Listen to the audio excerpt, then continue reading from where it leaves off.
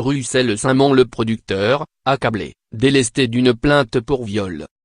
Russell Simmons était à la musique hip-hop ce qu'Harvey Weinstein était au cinéma, un producteur légendaire, a priori intouchable. Cofondateur du mythique label Def Jam, l'homme de 60 ans est accusé par une dizaine de femmes d'agression sexuelle et de viol.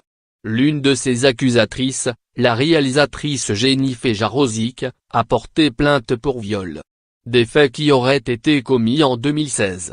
Pourtant, on apprend, ce jeudi 26 avril 2018, que cette affaire ne sera pas jugée. À lire aussi.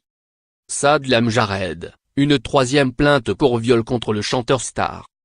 Drake et Future, une victime de viol porte plainte. Salma Hayek, Donald Trump et la plainte pour viol d'une fillette de 13 ans. En effet, les deux parties se sont mises d'accord pour mettre un terme aux poursuites. On parle ici de joint stipulation of dismissal with prejudice, ce qui signifie, en droit américain, que le plaignant et la plaignante ont mutuellement accepté que la plainte soit classée et que soit mis un point final et définitif à l'affaire.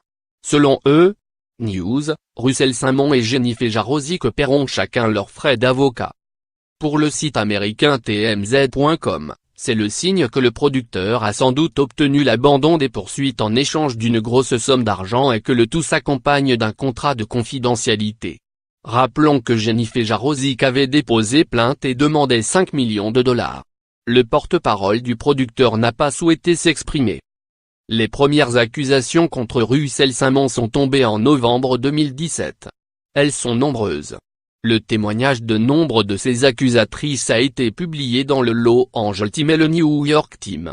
Ce dernier quotidien s'est illustré dernièrement en obtenant le prix Pulitzer du journalisme pour son traitement de l'affaire Weinstein et l'émergence du mouvement Diez Meto, couverte par ses journalistes Jodi Kantor et Megan To'ohey.